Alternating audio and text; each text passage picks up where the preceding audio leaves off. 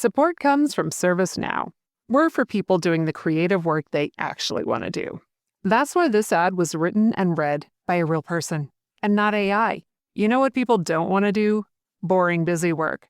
Now with AI agents built into the ServiceNow platform, you can automate millions of repetitive tasks in every corner of your business, IT, HR, and more, so your people can focus on the work that they want to do. That's putting AI agents to work for people. It's your turn. Visit servicenow.com. This episode is brought to you by Prime Video. In the small town of Holland, Michigan, nothing is ever what it seems. Behind the tulip festivals and pretty houses lay dark secrets that threaten to tear a marriage apart. Nicole Kidman stars in this darkly twisted thriller about a wife and mother whose quest to uncover her husband's secrets may get her more than she bargained for. Holland, streaming on Prime Video, March 27th. Suspending your own self and seeking to understand somebody, asking those questions that show, hey, I care about what informs you and the way that you think and feel about things. Can you take some time to let me know, right, what makes you you? I think that is such an important thing to do, especially in this day and age where everything just feels so divisive. If you just stop and think, well, even though we might disagree on absolutely everything, you're still human, so am I. We have a lot more in common than we have dividing us.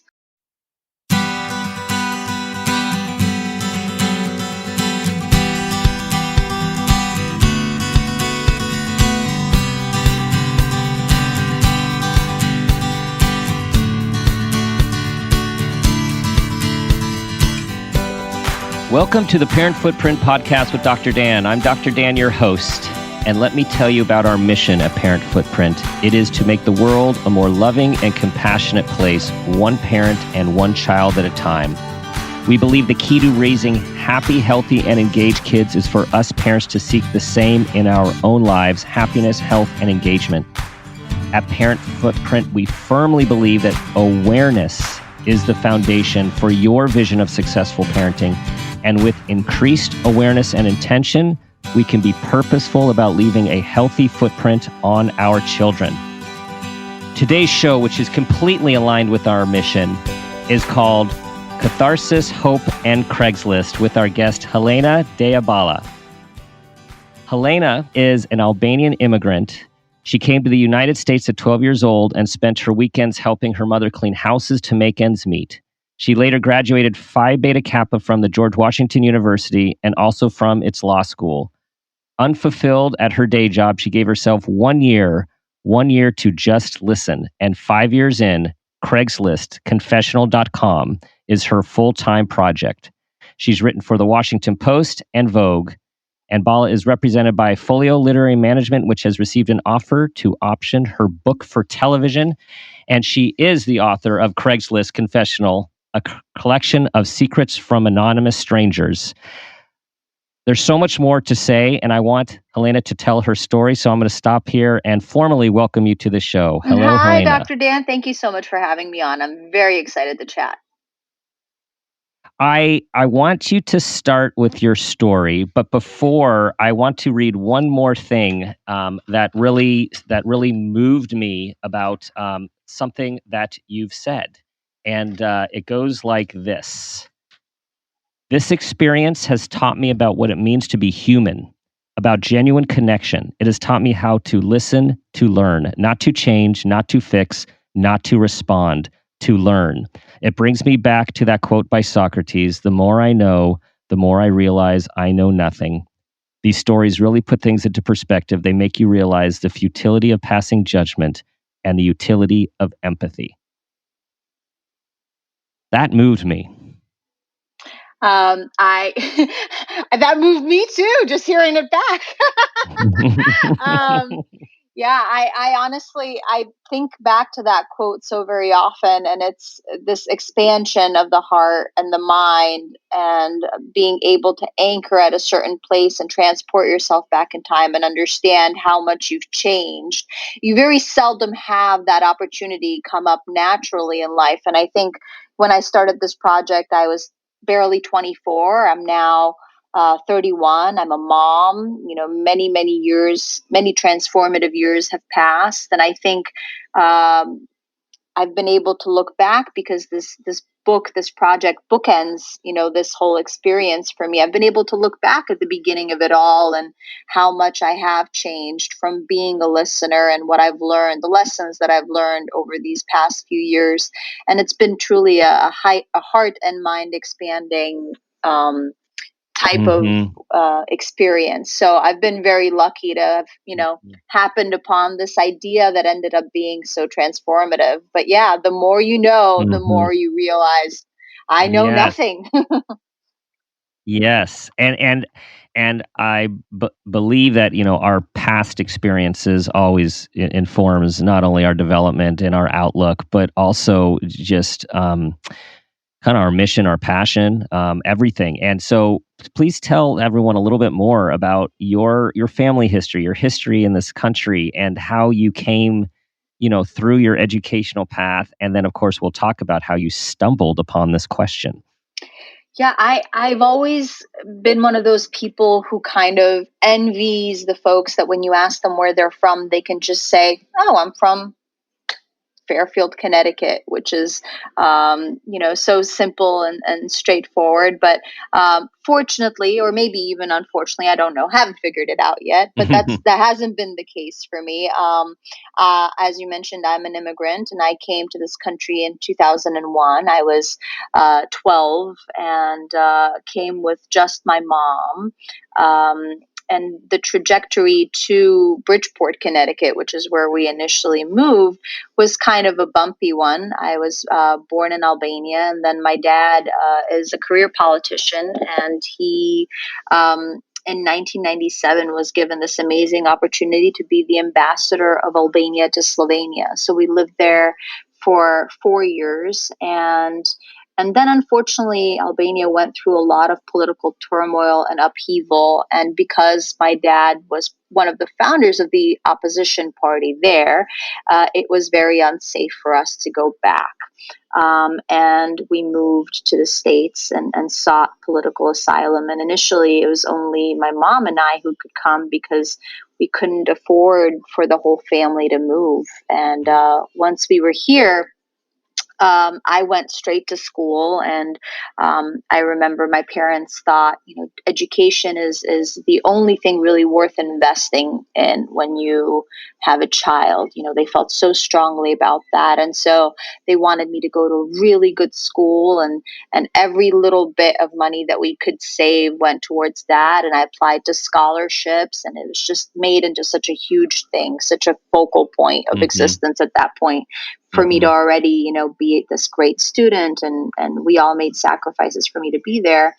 And my mom, unfortunately, kind of bore the brunt of those sacrifices, in that my mom is a family medicine doctor, and going to medical school in Albania is actually quite challenging. And it was not an easy path for her. And when we came here, she kind of faced the impossible choice of either going back and taking her boards again, or going to work to support her family. And unfortunately, the latter option was really the only real option, because we needed the money badly. And so she started cleaning houses. I remember one of my classmates her mom had a house cleaning business, and she was also an immigrant from Peru, and she knew that we were in a very bad place. And so she asked my friend to ask me if my mom needed help. And I said, I think we do. And so that's how it started.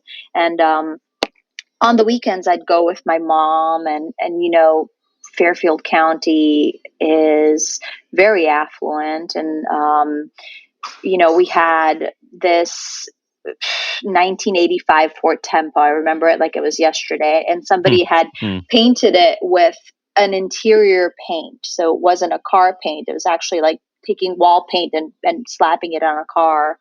And it was just rusting and in really bad shape. And it made this awful screeching sound. And it was so ego crushing to drive that car Yeah. anywhere, to drive it to school every day was embarrassing for both my mom and for me. But to drive it up these beautiful mansions and then go inside and start cleaning. And I was 12. So I understood a lot more than I was letting on to my mom at that point. Mm-hmm. But this was very formative because I think this was my first time kind of facing reality. We had lived a very good life back home and had lived a very good life in Slovenia. My parents both had social standing there and had great jobs, and economically in these small developing countries, we were doing quite well.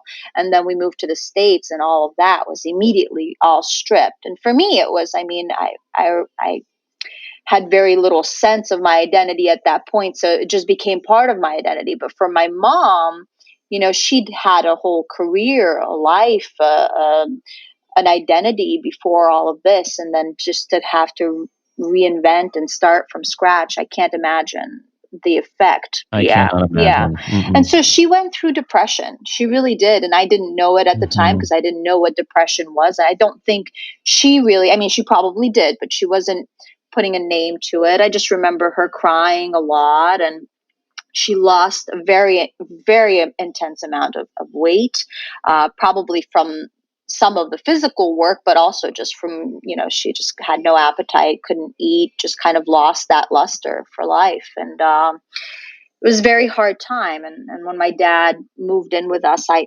almost had a little bit of hope, thinking, okay, there'll be an extra pair of hands. But it arguably got even harder. We moved into this tiny little apartment, quite literally tiny. I think it was less than 400 square foot. So my parents had their own bedroom, and I slept in the living room. And it was roach infested. It was just not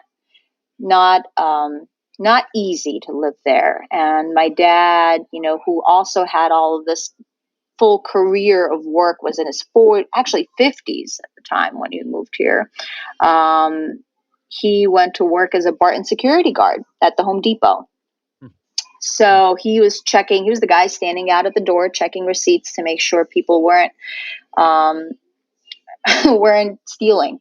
And I remember the pride that he took in his work. I remember him waking up every morning and ironing his uniform and using a handkerchief over the iron so there'd be a buffer between the uniform and the iron and it wouldn't leave shiny strips.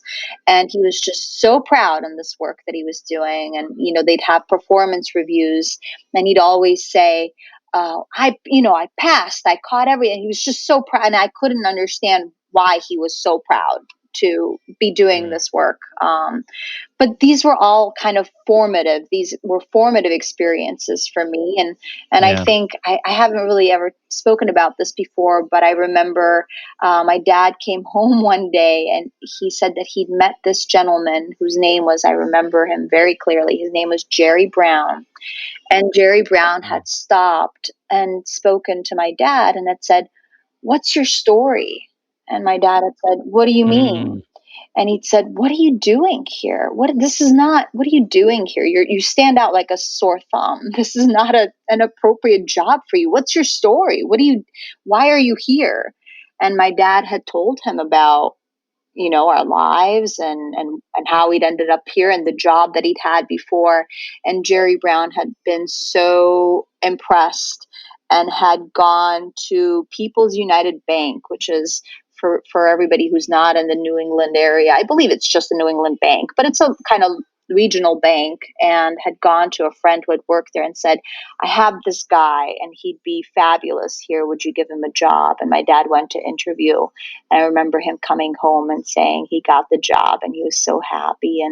And Jerry Brown became, a lifelong friend. And that's all it took, is him stopping and talking to a security guard at the Home Depot and saying, "Hey, what's your story? You stand out." Yeah. So these were the looks behind the scenes of how Helena got the idea of Craigslist Confessional, all these little formative experiences of meeting people and going through things, and little experiences all gathered together that make you think and believe and clue you into the fact that there's so much more to people than what we share, what we choose to share with the outside world. So those are the roots. Yeah. Yeah. Well, and so now this totally comes full circle for me, knowing how the Craigslist Confessional started with that lunch and that question. So tell everyone, about that lunch and what occurred. Yeah, so I had mentioned earlier that, education was a huge deal. And for my parents, rightfully so, they insisted that I do something that was kind of a secure and safe path forward. They didn't want me to struggle here. And I'd always expressed interest in law. And so it was almost, a done deal that I would become a lawyer. And so I went to GW in DC and I graduated. I was just so driven. I was laser focused on this goal of going to law school. So I graduated Phi Beta Kappa. I took my LSATs, did well, got into GW Law, which is a top tier program, and was very proud at the time. And it was one of these, moments of, wow, look how far we've come. And then first year of law school I was disillusioned. It wasn't what I thought it would be. It was soul crushing a bit. And I didn't really see myself being able to do it long term. And I talked to my parents and said, hey, I don't think this is the right choice for me, and I might want to take a break. And the panic and the heartbreak that followed just from expressing this doubt was so overwhelming that I decided to stick with it. And so I finished 3 years of law school and then got my first job. Got my first job at 24 and 23. And first real job, quote unquote. And I was working on Capitol Hill. And then from my experience that I gained on the Hill, just lots of policy work, I ended up getting a lobbying job. So I became a higher education lobbyist. And that was yet another kind of natural moment to kind of pause and reflect and see, this is not where I want to be. And I'd go to work every day, and it's this beautiful gilded building in like downtown DC, and you look around and you can literally see the White House office buildings from where I worked. And it just feels like this moment of accomplishment and everything that we've all worked for coming full circle, and I should be happy about this. So why am I not? And in one of those walks from the train to the building where I worked, there were homelessness is a unfortunately very prevalent problem in Washington, D.C. And there was one homeless man in particular who always stood in the same place, and it was right in front of the office building where I worked, and his name was Joe. And I kind of started building this sort of loose relationship with Joe, and that I'd, say hello, or when I was going to the Hill, I'd take box lunches and bring them to him, or I'd go around the corner and get him a sandwich, or go around and get him I always tried to think of things that I could get that were high yield. So I'd get him like Wonder Bread, well, not Wonder Bread, but bread, like loaves of bread and cold cuts and things that he could use long term to kind of make and that weren't totally immediately perishable, to make food for himself. And so I'd put some thought into, having Joe as part of my life, and then the responsibility that I felt that I owed to him to, be a human being and notice him and see him and realize that he was in need. And then one day I didn't. I don't know. I was probably just upset about something or was having a bad day or something. And so I walked by him and kind of waved hi and went into the building, and I had no food for him. And so he called after me and he said, hey, are you upset with me? And I kind of paused and felt so crushed by the weight of that question, because I had overlooked him, I think, like everybody else. And it made me feel very sad for him, for his circumstance. And so I stopped to to talk to him that day. And I went around the corner. I remember there was, it wasn't a Subway. I want to say it was a Potbelly's around the corner. And we got a sandwich, and I shared a sandwich with him, and I sat down and talked to him.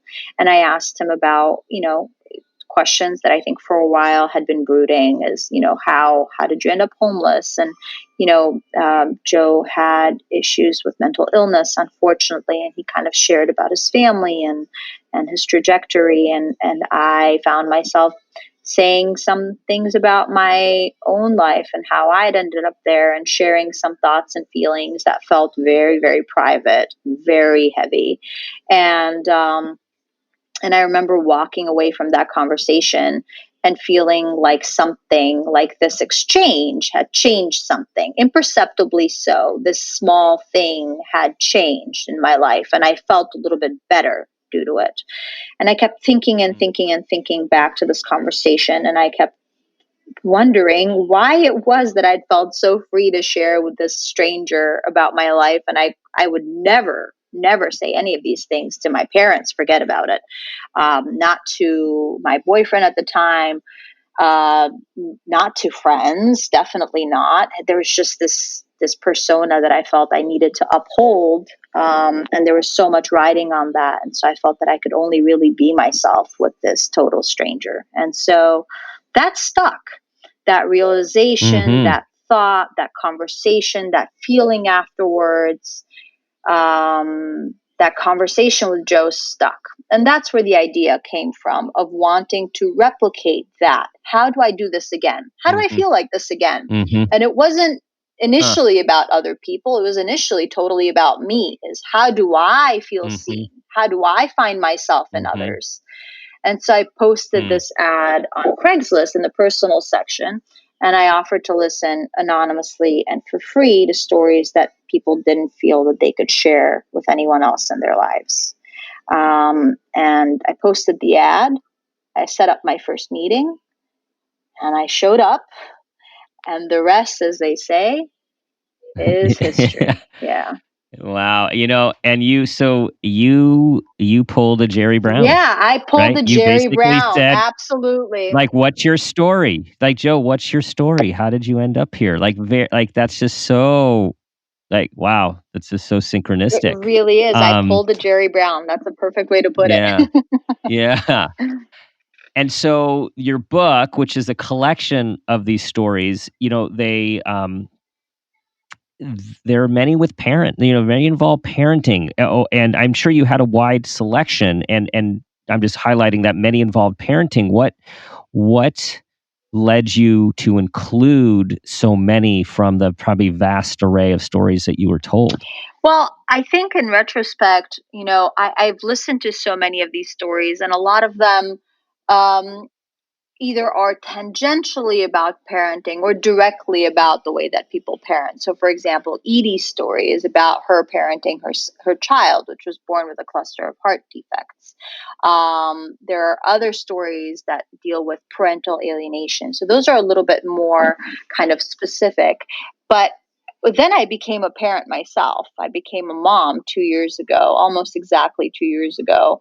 And I think I started to realize that there was a whole world of being, of understanding that had been, until that point, completely untapped in my brain. I didn't expect becoming a parent to be such an abrupt trajectory down a completely different road and a completely different way of being. It was a newfound appreciation for what it meant to, in my case, to be a mother to a child. And I think that I wanted to honor and see the things that come along with this added identity. And I ended up ultimately sharing my own story, which is, as you know, the one that ends the book. And it's of postpartum depression and anxiety and having my kid and the traumatic experience that was. And so it was really one of those full circle moments for me where I understood, wow, I thought that writing and researching and speaking to these people would be the most life-changing thing that I did. And it was, in the sense that it was a concerted effort on my part to leave something that I had worked very hard to cultivate behind and do something entirely different. But I saw it coming. I knew that this was what I was doing. Whereas becoming a parent was out of nowhere for me. It was an abrupt change that I never expected. Even though you hear everybody kind of tell you this will change everything, you don't realize until it happens to you. And then, and then you look around, like, why did nobody tell me? And everybody's like, no, but we did. He's like, no, nobody did. Yeah. Yeah, I think it's part of our survival instinct and perpetuation of the species to not fully understand what is involved in the Otherwise, process. Who right? in their right mind would do it again? Yeah. Who would choose this? Exactly. Right? So we have a very close couple of friends who just told us the other day that they're having their second, and their son is younger than Ronan is. And they're like, yeah, we decided to get pregnant, and it was a choice. And they were just so sage about it, so calm. And Alex and I came home afterwards, and I said, what do you think their secret is? And he's like, I don't know. What are they thinking? How is this okay? Like, how did they get to a point where they're ready to do it again? I was like, I have no idea. We were looking at each other entirely baffled as to how to get to a place where you are okay with going through it all over again. And I think we need some more time to forget. I think that's the answer.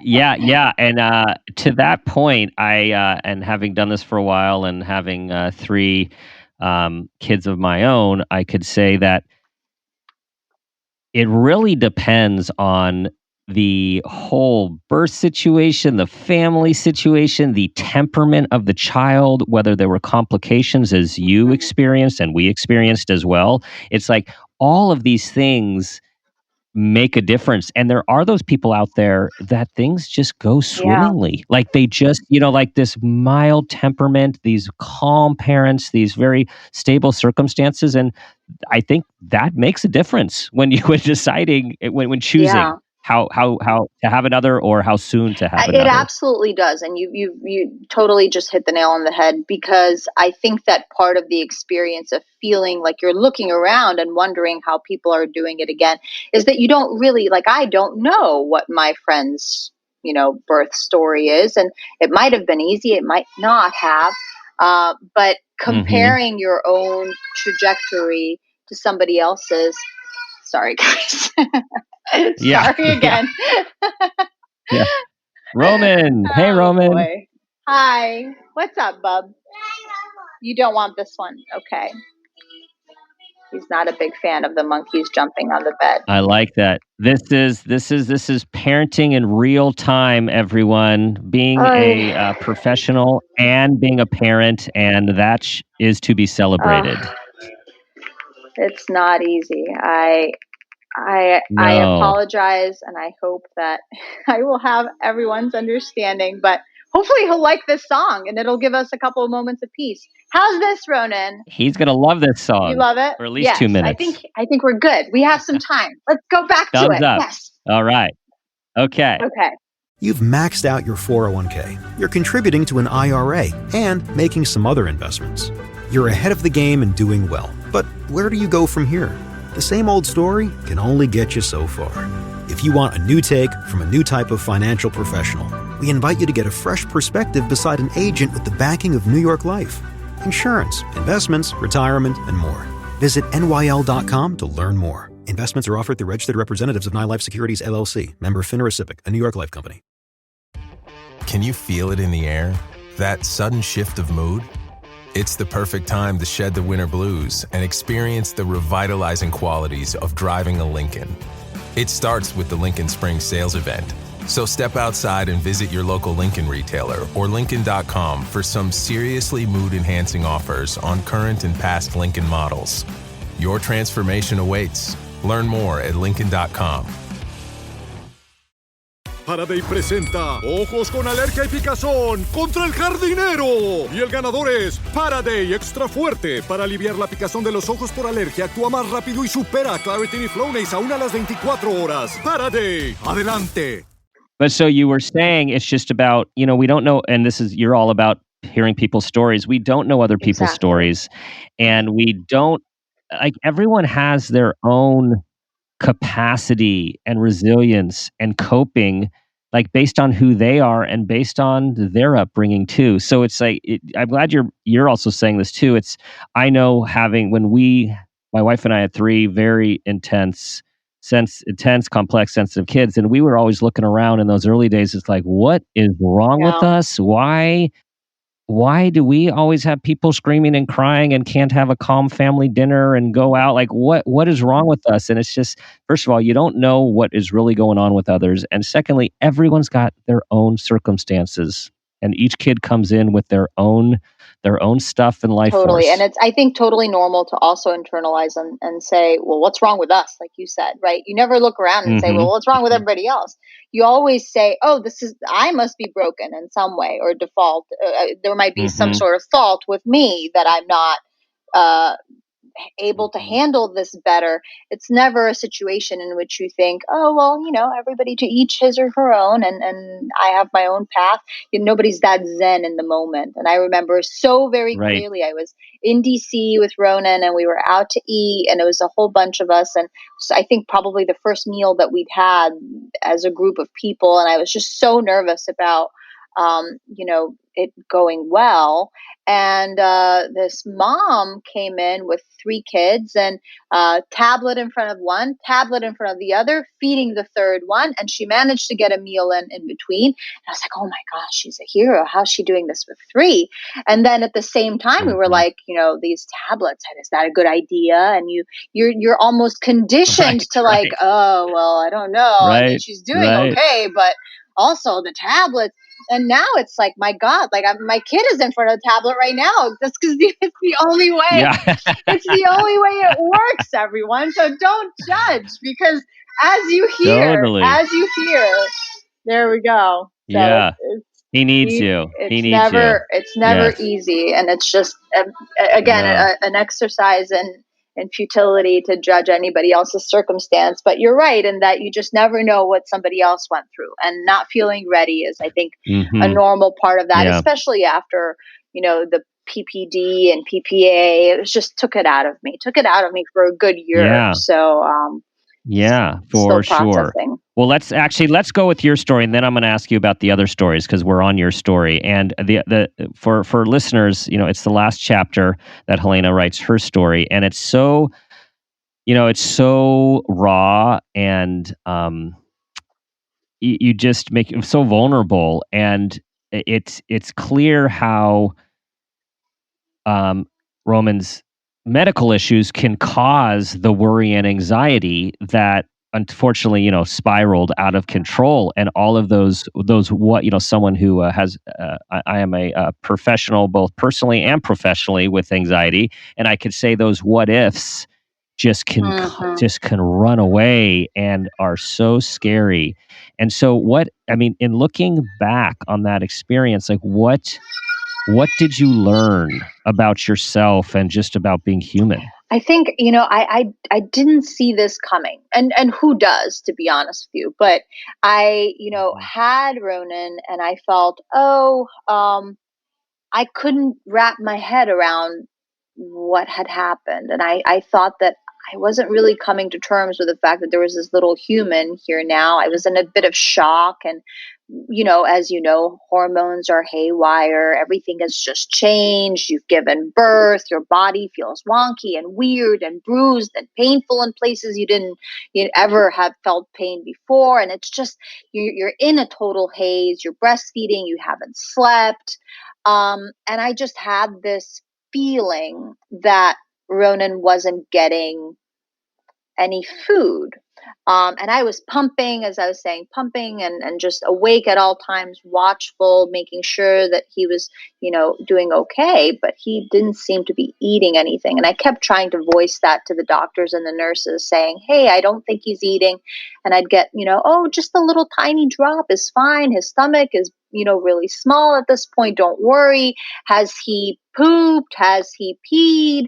And we're going through this huge kind of haze. And And then we're getting ready to take him out of the hospital, and we put him in this beautiful, pristine white bassinet, and he looks yellow to me. And I say to the nurse, he looks yellow. And she says, no, he's fine. He passed his bilirubin test. He's okay. And I said, would you mind checking him again? And she kind of wasn't happy about it, but she did it. And then his result came back as intermediate high risk for jaundice. And, I'd never heard about jaundice before, so I wasn't prepared. I didn't know. And of course, my initial reaction was to go and look it up and see, what it was. And I did. And I was like, okay, this sounds relatively normal. Like it's something quite a lot of kids go through. And then we're, fast forwarding here because I don't want to give the whole story away, but essentially, yes. Ronan's Billy levels, even after he went under the light, just kept rising. They went down, but then inexplicably they kept going higher up. And it wasn't just one bounce. It was several tests that his Billy levels were caught just climbing back again. And I needed answers, and nobody had them. So I went looking for them online, which was a giant mistake because I saw all of the things that could go wrong with uncontrolled bilirubin levels. And I put it all squarely in my shoulders that I had failed him, that I should have said, no, he's not getting food. We should supplement him. He's not eating. This is because of me that my son is going through this.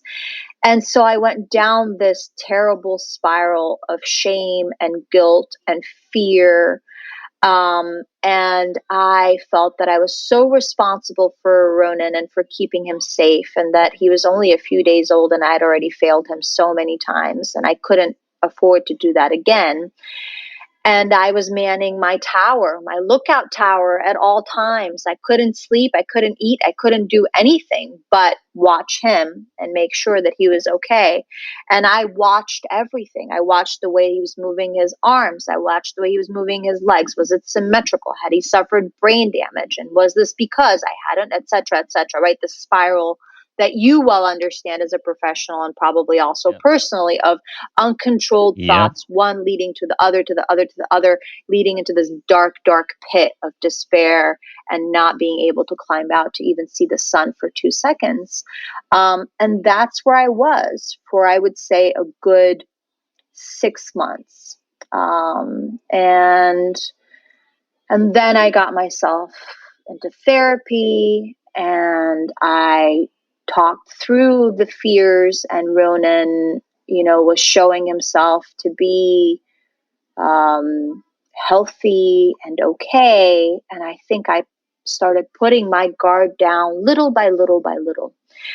That's not to say that I still don't deal with the repercussions of that kind of difficult start, but I kind of can get my head out of that deep, dark hole for long enough to look around and see, okay, let's put me in context. Let's understand what's happening and why.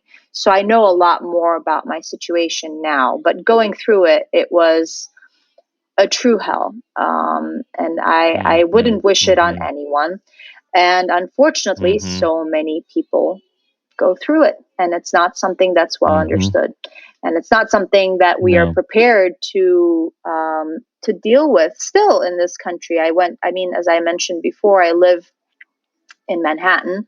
I went and gave birth in a really great hospital. I went to my OBGYN afterwards and my pediatrician, and failed both postpartum tests that were supposed to screen me for postpartum anxiety and depression, and was not referred to anybody for help by both of these doctors. So, yeah.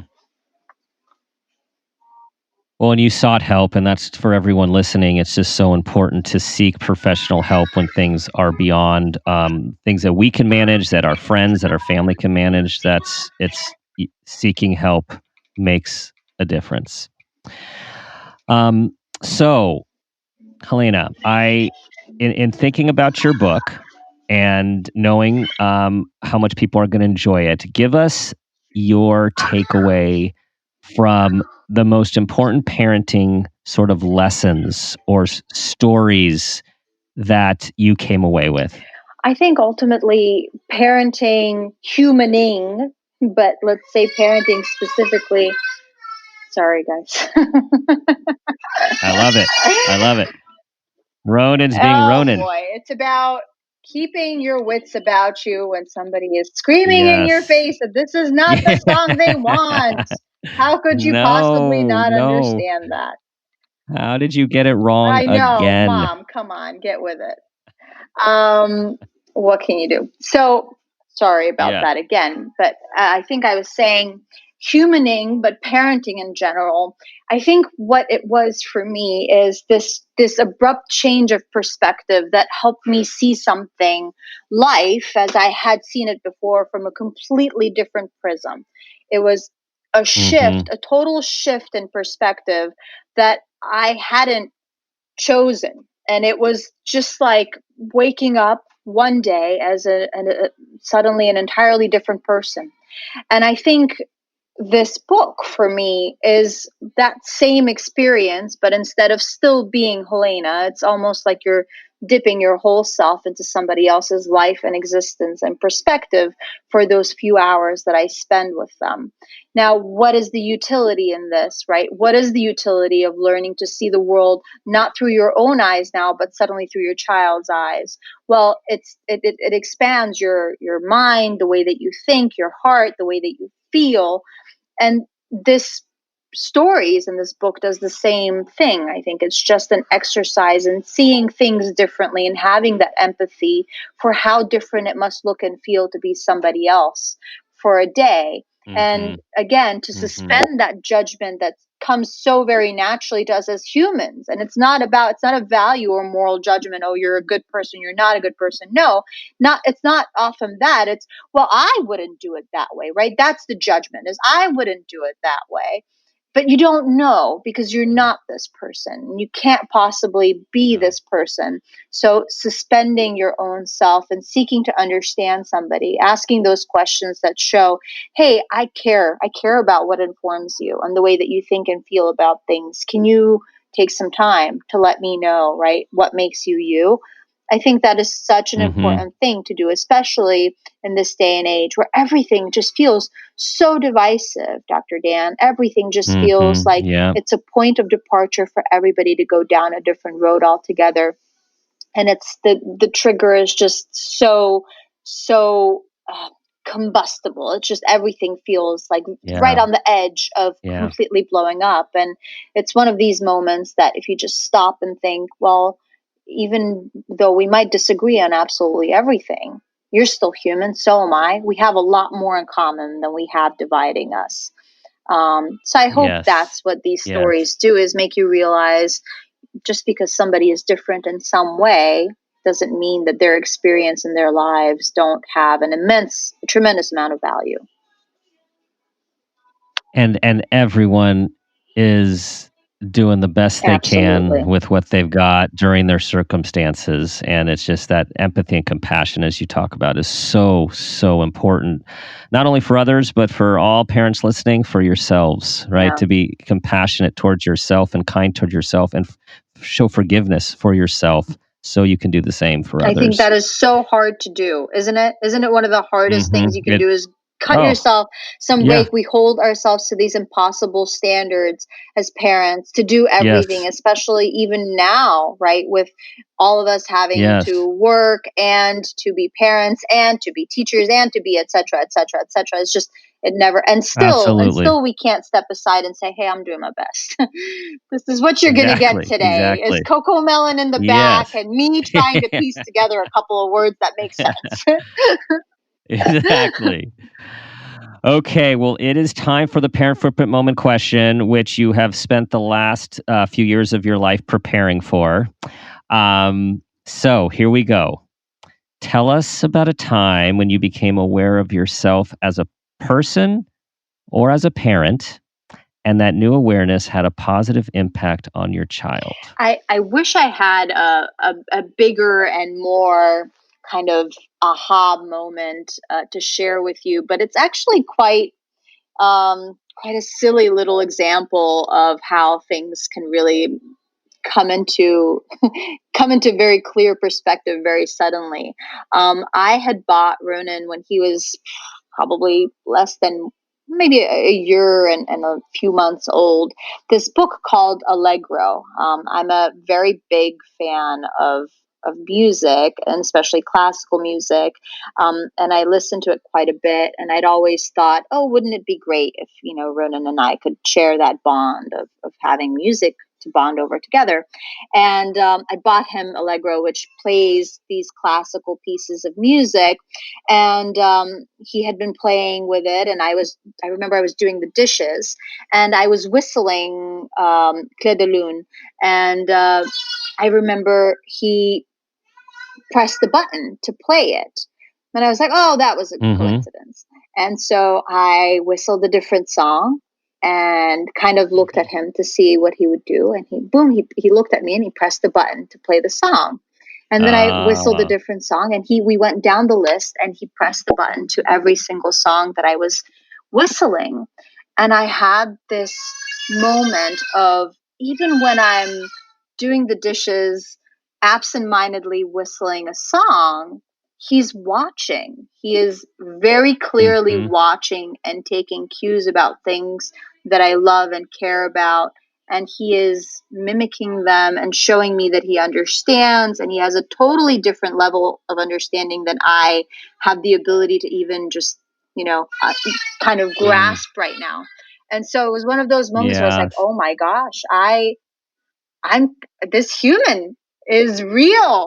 He understands so much. And he was only a year and change. And it was just a little bit scary, to be honest with you, because then you feel like, well, I really need to make this count. I need to do well. Yeah. Because this matters to him. And he's always watching, right? This message that we give, always watching, taking it all in. And that's a great story. And it's such a great reminder of why we need to be mindful of what we're doing every day, not only for ourselves, but for our kids, because we are showing them the way. Absolutely. Okay, well, Helena, thank you for sharing your time. And Ronan, thank you for sharing your mother's time with us. He was not happy about it, very resistant, but He did it, and we're so grateful. Tell everyone where they can find your book and your writing and all the good stuff that's coming out. So Craigslist Confessional is basically anywhere that books are sold. And you can also go to CraigslistConfessional.com, which is my website where I share some of these stories. Read through a few of them and see how you feel about them. You can contact me through the website if you'd like to chat. It's anonymous, it's free. And I'm not a huge fan of social media, but I am begrudgingly on Instagram at HelenaDeaBala.com. Or rather at Helena Dea Bala, which is my handle. And you can find me there too, which is where I post random photos of me and my husband and never Ronan, because you never know what will happen with these photos in 30 years' time. So we're keeping him off. You never know.